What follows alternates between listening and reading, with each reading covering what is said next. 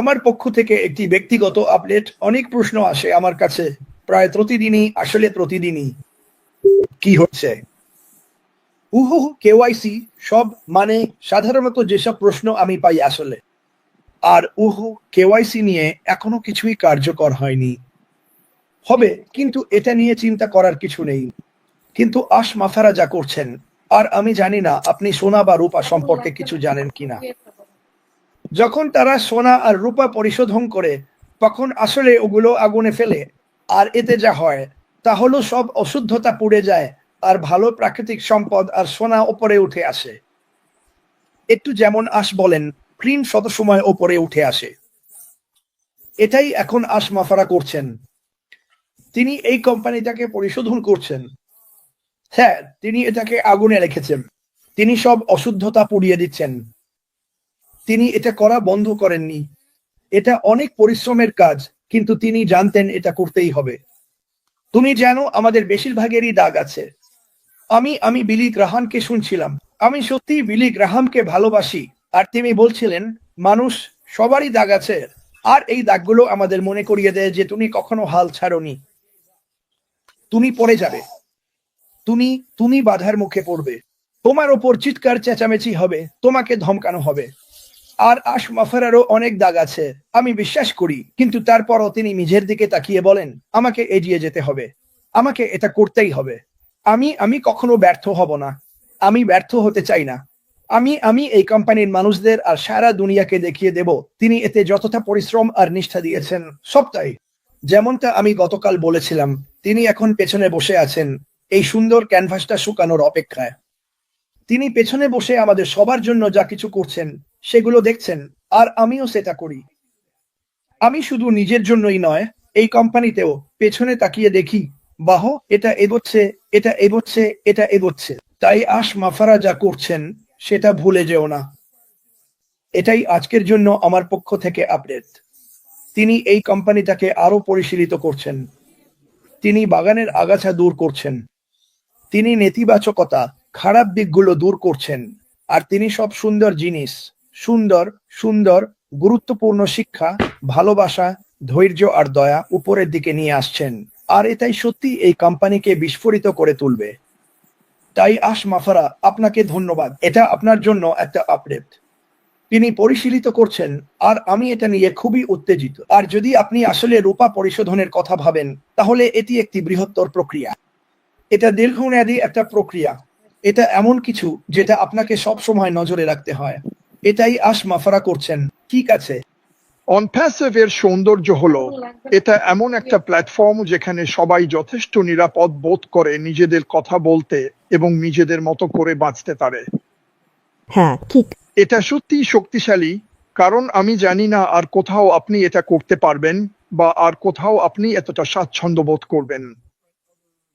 আমি এখানে আসার আগে 50 বা 60টা ভিন্ন ব্যবসায় ছিলাম, আর ওখানেও টিমের কথা বলা হতো, কিন্তু বাস্তবে ব্যাপারটা ছিল একে একে নিজেরটা নেওয়া।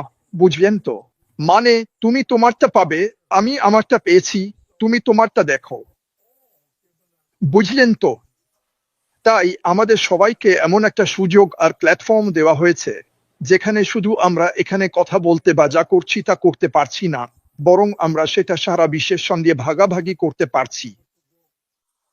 আর আজকে যখন মানুষ তোমার কথা শুনবে, জুয়েটা, যখন তুমি কথা বলছিলে, কেউ হয়তো 5 মাস পরে, 6 মাস পরে এটা দেখবে আর বলবে, ওহো আমার ঈশ্বর, এ তো আমি।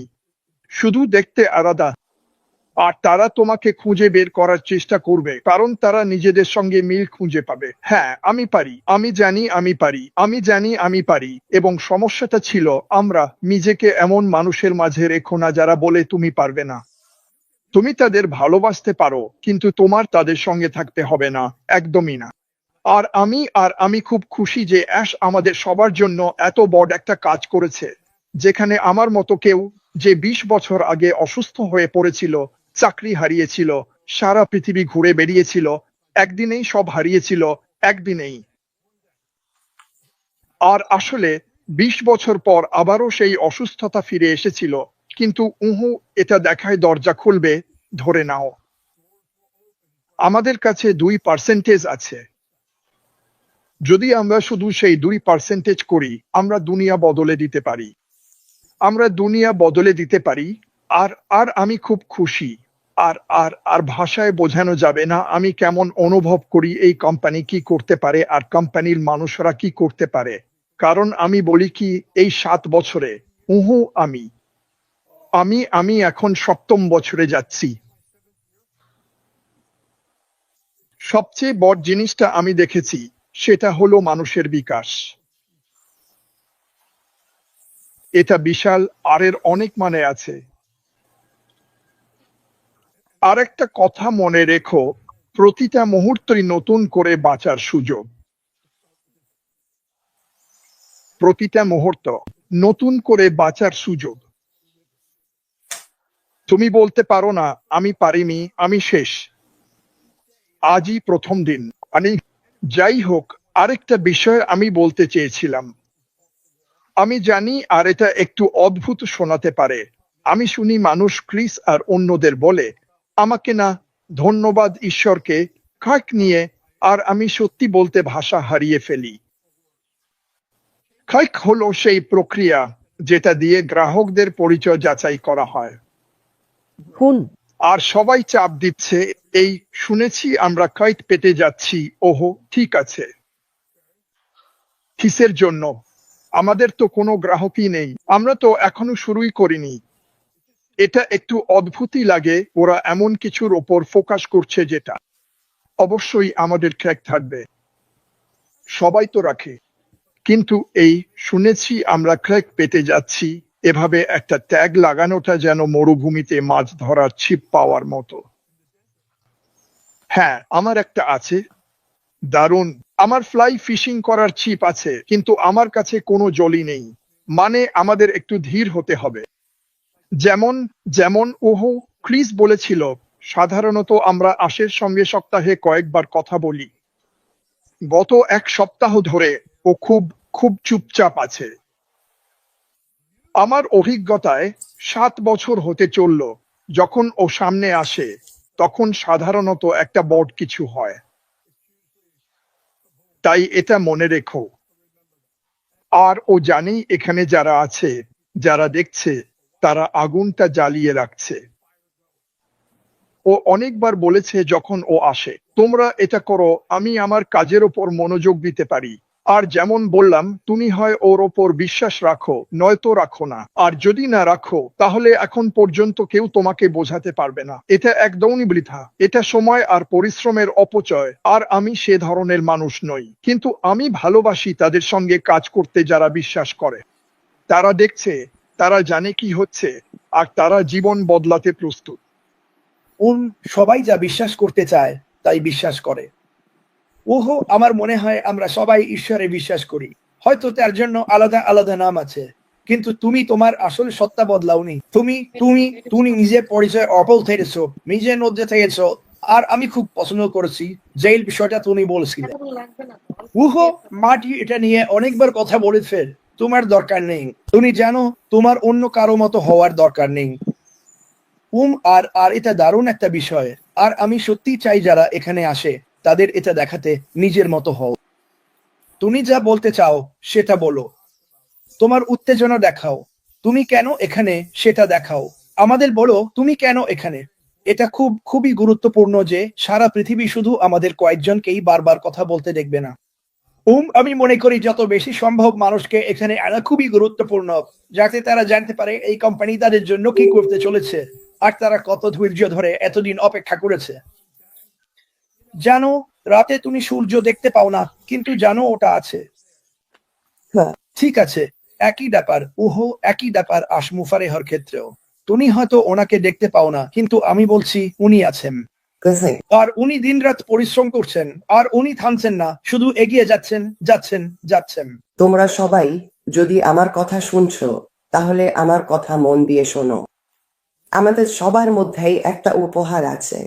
তোমরা সত্যি অসাধারণভাবে সৃষ্টি হয়েছ, আর তোমাদের মধ্যে একটা উপহার আর প্রতিভা আছে যেটা প্রভু চান তোমরা অন্যদের সঙ্গে ভাগ করে নাও। তাই আজ আমি কথা বলছি, তার থেকে যদি একটা জিনিসও তোমরা নিতে পারো, সেটা হলো শুধু জানেতা নয়, শুধু ক্রিস বা মাটি বা জুলি বা মিস্টার আশ নয়, বরং তুমি। তুমি যে এখন শুনছ, তুমি গুরুত্বপূর্ণ। তোমার মধ্যে এমন একটা উপহার আর প্রতিভা আছে যেটা শুধু নিজের জন্য নয়, শুধু প্রভুকে সম্মান ও মহিমা দেওয়ার জন্য নয়, বরং অন্যদের সাহায্য করার জন্য ব্যবহার করা উচিত। আর আমার মতে এটাই আমাদের এখানে থাকার আসল কারণ। আমি দেখতে পাচ্ছি এটা কতটা বড় পরিবর্তন আনতে পারে। আমি দেখতে পাচ্ছি কিভাবে পুরো কমিউনিটি একসাথে এসেছে আর গণপ্রার্থনার শক্তি কতটা। যখন 5 লাখ 10 লাখ মানুষ একসাথে একটা নির্দিষ্ট বিষয়ে প্রার্থনা করে, তখন আমার বন্ধুরা, সেখানে সত্যি একটা পরিবর্তন ঘটে। ঠিক আছে, তাই এই কথাগুলো মাথায় রেখে নিজের ডাকে সত্য থাকো। আর আমি তোমাদের দুটো বাইবেলের কথা বলতে চাই। 1 পিতর 4:10 তোমাদের প্রত্যেকের উচিত তোমরা যে উপহার পেয়েছ তা দিয়ে অন্যদের সেবা করা, যেন তোমরা ঈশ্বরের অনুগ্রহের বিভিন্ন রূপের বিশ্বস্ত তত্ত্বাবধায়ক হও। এটাই বাইবেলের বাণী। আমি যা বলছি তা হলো, তোমার উপহারটা কি সেটা কোনো ব্যাপার না। সেটা কোনো ব্যাপার না। নিজের প্রতি সত্য থেকো আর তোমার উপহারটা কাজে লাগাও। আর এটা আমার জন্য সবসময় আমার সবচেয়ে প্রিয় কয়েকটা লাইনের একটা। তাই যখনই আমি কখনো নিজেকে দেখি একটু বাইরে চলে যাচ্ছি বা যেন নিয়ন্ত্রণের বাইরে চলে যাচ্ছি, তখন আমাকে আসলে এই একটা লাইনে ফিরে যেতে হয়। আর সেটা হলো হাবাকুক অধ্যায় 1:5। আর সেখানে সরাসরি লেখা আছে, এটা অনেকটা এরকম, তাহলে হাবাকুক ঠিক তো? মানে উনি একজন নবী, উনি এরকম ভাবছেন, প্রভু আমি জানি না এখানে কি হচ্ছে, বুঝতে পারছো, সবকিছু নিয়ন্ত্রণের বাইরে চলে গেছে, অনেক কিছু চলছে। জানো ঈশ্বর তাকে কি বললেন? জাতিগুলোর দিকে তাকাও এবং দেখো, আর সম্পূর্ণভাবে বিস্মিত হও, কারণ তুমি যা দেখবে তা বিশ্বাস করবে না, এমনকি যদি তোমাকে বলা হয় তবুও। এখন তুমি কি এটা কল্পনা করতে পারো? তাহলে আমাকে যেতে হবে, ঠিক আছে? তাই আমি যখন কখনো নিয়ন্ত্রণ হারিয়ে ফেলি, যেটা আমার মনে হয়, মানে আমাদের সবারই হয়েছে, আর যদি তোমার না হয়ে থাকে, তাহলে হয়তো তুমি নিজের সঙ্গে স্বপ্ন, কারণ দুঃখিত, কিন্তু আমাদের সবারই হয়েছে। তাই আমার কথা হচ্ছে, আসলে ঈশ্বর বলছেন, ক্রিস, জানেটা অথবা অন্য কেউ এখানে তোমার নাম বসাও। যদি ঈশ্বর সত্যি তোমাকে বলতেন, শুধু এই কোম্পানি নিয়ে নয়, কি হতে চলেছে এবং কি ঘটছে, জাতিগুলোর দিকে তাকাও এবং দেখো, আর সম্পূর্ণভাবে বিস্মিত হও, কারণ তুমি যা দেখতে পাবে তা বিশ্বাস করবে না, এমনকি যদি তোমাকে বলা হয় তবুও।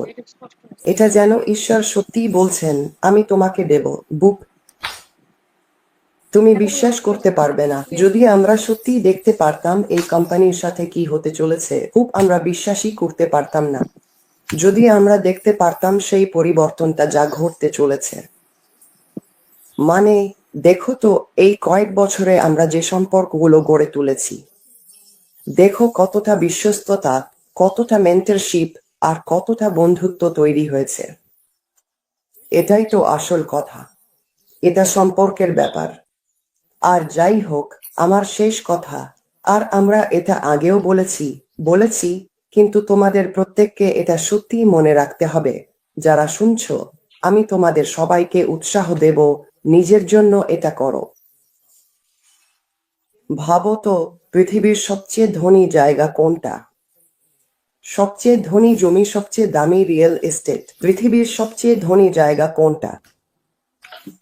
আমি একবার একটা কনফারেন্সে ছিলাম, তখন এই প্রশ্নটা উঠেছিল আর আমরা সবাই ভাবছিলাম, জানি না তো। তুমি জানো, আমরা সত্যি বিভিন্ন জায়গার কথা ভাবছিলাম, আর ওরা আবারও জিজ্ঞেস করলো, পৃথিবীর সবচেয়ে দামি রিয়েল এস্টেট কোনটা? আর উত্তরটা ছিল কবরস্থান। আর আমরা সবাই চারপাশে তাকিয়েছিলাম, ভাবছিলাম এর মানে কি? আর বক্তা বললেন, পৃথিবীর সবচেয়ে দামি রিয়েল এস্টেট ওই কবরস্থানেই আছে। ওখানেই সব স্বপ্ন, সব প্রতিভা, সব উপহার, সব আবিষ্কার, সব দক্ষতা, যেগুলো কোনোদিনই ব্যবহার হয়নি, কোনোদিনই ভাগাভাগি হয়নি, কোনোদিনই বাস্তবায়িত হয়নি, ওগুলো সব সেখানেই রয়ে গেছে। আর আমি ভাবলাম, আরে বাবা, একই কথা। আমি বলি, ওই কথাটা শুনে আমি তো একেবারে থমকে গেলাম। তাই আমার কথা হলো, যদি আমি আপনাদের এই কথাটা দিয়ে যেতে পারি, আপনি কে, কোথায় আছেন, বা পৃথিবীর যে কোনো প্রান্তে যাই করছেন না কেন, আপনাকে একটা উদ্দেশ্য নিয়ে সৃষ্টি করা হয়েছে। এটা যাই হোক না কেন, আপনি আপনার দক্ষতাটা নিন, আর সেই একটা জিনিস যেটা নিয়ে আপনি ভাবেন, আমি হয়তো আর কিছু জানি না, কিন্তু এই একটা জিনিসে আমি সত্যিই ভালো, এটা নিয়ে এগিয়ে যান। আর জানেন কি, আমি আপনাকে বলছি, এটা আপনার জীবনে একেবারে খেলা বদলে দেবে। এমনকি যদি আপনার জীবনে বা কারো জীবনে আপনি শুধু একজন মানুষের জন্য পরিবর্তন আনতে পারেন, আমি বলছি সেটাই আপনার উদ্দেশ্য। এটাই আপনার উদ্দেশ্য। তাহলে এই কথাগুলো বলার পর আমি সবাইকে ধন্যবাদ জানাতে চাই। আমি সত্যি আশা করি ঈশ্বর আপনাকে এবং আপনার পরিবারকে আশীর্বাদ করুন। আমি আশা করি আপনার দিনটা দারুণ কাটুক এবং আপনি যেন সত্যিকারের, প্রথমত আপনি কে এবং আপনার যে উপহার ও প্রতিভা আছে তার প্রতি সদা অবিচল থাকেন। তাই ধন্যবাদ। ধন্যবাদ ক্রিস, আমাকে এখানে থাকার সুযোগ দেওয়ার জন্য। ধন্যবাদ আমাদের কাছে প্রযুক্তির ব্যবহার করার সুযোগ আছে বলে। আর আমি আপনাদের কাছে অনুরোধ করব, যদি শুনে থাকেন তাহলে নিজেকে সত্যিকারের রাখুন। নিজেকে সত্যিকারের রাখুন এবং আপনার দক্ষতা ও প্রতিভা নিয়ে কখনো সন্দেহ করবেন না।